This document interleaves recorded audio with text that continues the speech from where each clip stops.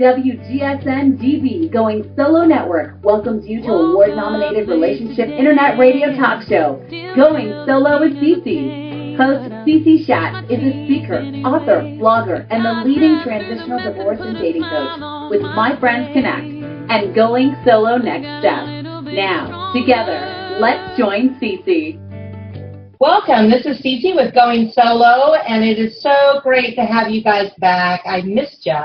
So today we are going to move right forward with our guest today, and our guest is Shan White, and she is a certified divorce coach. And, we have a lot in common, and, I wanted to bring her on tonight because so many of us, as you all know, we have traveled through, and we're trying to travel through divorce recovery into transition into dating relationships and really trying to live our best life. And I felt that she was really the go-to person to be able to help us with some of the difficulties that we are struggling with. And she is a certified life coach from the Tony Robbins School, highly professional, highly trained. And welcome to the show. Well, it's my pleasure, Miss Cece. I'm glad to be here. Well, it's great to have you. And like I said, we have a parallel of what we do to helping others. And I was so touched by an article that you had written recently regarding fear with our transition of divorce recovery and into dating. And I wanted to reach out and really bring you on the show because I think that you can change lives, definitely change lives on the listeners here with this ongoing solo. So I'm so fortunate to have you on the show. So tell us now, how did you get into this arena, this type of work? Well, I have to tell you, Cece, it was through going through a horrible divorce myself. And at the time, about 6 years ago, there really wasn't the help out there that there is today. And so I knew that I was going to be becoming a life coach. I was going to be certified. And you know what? It suddenly hit me. Of course, in our training, they talk about you're going to want to have a certain type of niche. And as I thought about it, I thought, oh, my gosh, who do I have the greatest heart for? And that is for women in particular. I specialize with women, working with women in either divorce recovery, they're in the midst of it, or a lot of times the divorce is over. I have been through it. I have been there. I was left for dead. And I don't think that, we all go through different circumstances. However, I don't think that there is an emotion that is felt out there through this process that I haven't experienced deeply. And so this is my heart. This is my passion. Yeah, and that's why I felt so close to you. When I read your article, it just brought me in and made me realize that this is someone that has been touched and really healed from within and moving forward in a way that changes lives, helps individuals be able to move forward. And for this, I'm very thankful for. And there's so many things that we could talk about today. Is there any one thing that's hitting you and the people that you're helping that you wanted to maybe touch on today? Sure. I think one, and you and I have discussed this before as well, Cece, and that is, I think, one of the areas that is so difficult to deal with, and that is the bugaboo issue of trust, meaning I am divorcing or have been divorced. I have been in some way betrayed, whether it's financially, physically, emotionally, spiritually, through cheating. There's so many levels of betrayal. And then the question becomes, how can I ever trust again? I thought this was going to be forever. This person, which was hopefully the most important person in my life, who has betrayed me, and how do I move forward? And you know what? With my clients, I have a little bit of a different take on it. And there's so many great, this isn't to dismiss any others that talk about trust and all the different ways in which you can deal with it, and they are so very helpful. But as far as my research has gone and my own personal experience is that, Cece, trust is really not about being able to trust others as much as it is about trusting yourself. So let me explain. To trust yourself, first of all, you've got to know yourself. And if you don't believe that you can trust yourself, then you don't really know yourself as deeply as you possibly can. For example, when my husband and I married, we married like most do, with 2 chicks and no dog model of marriage. And most people are like, what are you talking about, Stan? 2 chicks and no dog? I have to tell you, I give Larry Crabb, who is a counselor, for using this metaphor, and that is this. Chicks are, by virtue, intended to suck the lifeblood out of things in order for their own survival. And so I went into the marriage and found out later on that my husband did too, and a lot of marriages are this way, and that is they are looking to suck the life out of the other person, meaning they're approaching the marriage by saying, I have a hole in my heart, if you will, an emptiness that I want you, my partner, to fill me up. And I want you to make me feel important, beautiful, wonderful, loved, whatever the case may be. And so that there you have image. Now, that's a marriage with 2 ticks and no dog to, suck off of, because obviously in a relationship like that, you're looking for that other person to give you what only you yourself can give. And only after I divorced did I come to know myself better and understand that I could give myself those things I thought I needed someone else to make me feel, say, for example, good about myself. So after the marriage, once I became to know myself better, then I could trust myself to make better choices.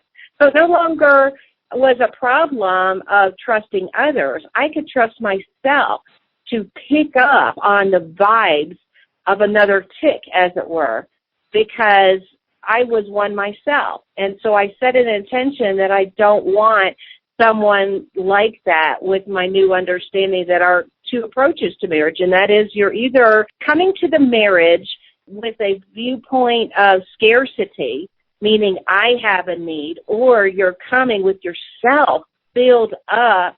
And that my personal belief is when 2 people come together that are full and they have the model of abundance, then it becomes a beautiful relationship where I'm full and I'm giving you out of my overflow, not out of my scarcity. So that's kind of a little bit of a long runabout way to say that trust really is more about you and trusting in yourself. And if you're not trusting yourself enough, then there's just a deeper level of knowing who you really are and, what you're capable of. What are your thoughts on that, Cece? That is so true, and I've often said that a lot of times when we start focusing on the other party, we're going through divorce, on all the different situations that have happened, whether it's infidelity or all of the other things, what we're doing is we're actually taking ownership of that because we're bringing that forward to ourselves. And so if they decided to step outside of the marriage, or they didn't focus on us because of their job, or whatever the reason might be, it's not ours to take on. It's only of the depth of ourselves that we should look at. And, what part did we play in it? And if we acknowledge that, oh, yeah, okay, maybe we did do something, we did play a part in it, then we acknowledge that, we recognize that, and those are the things that we work on. Is if we work too hard, or if we did something, then we can take ownership of our own behavior and our own thoughts, because we can't control somebody else. We can't control what they did, or if they're ever going to do it again. We can only control what we did and our thoughts to it. So it is a better knowing of ourselves and acceptance of ourselves for who we are, what we want, what we desire, where we want to go in life. So it's really understanding that. Oh, I just love what you said about taking responsibility, personal responsibility for what we brought to the marriage, grow out of that, decide who it is that what we are and what we want to become. And then, you know what, don't you don't you find that whether you're looking to date or marry again or not, matters not, but don't you find that when there's a healing in yourself that you are then attracting a different type of person as well? Oh, yeah, definitely. I've had to, from my own experience, and maybe you feel the same way, we'll share it with the audience, is that I had to actually look really deeply at my own life and my own situation. And I thought more about, as I was growing up as a child, what I experienced, how I was feeling. And I could see a lot of my insecurities that I brought forward into my adult life was really based on my insecurities of being, raised, being young, and my expectation of what a relationship was supposed to be like. And now today that I'm in, my latter years of life, I'm changing that expectation of what I want my life to be. And I think we do evolve as we grow as individuals. Wouldn't you say? I would. And it's so, you know what, I bet a lot of those that are listening in right now they're going to probably find the same thing because, Cece, I am just like you. And there's got to be so many people out there, at least those that I work with, and that is exactly right. I, too, had a huge amount of insecurities, was brought up in an environment of a performance environment, meaning if you don't perform perfectly and be the good girl, then love is withdrawn from you.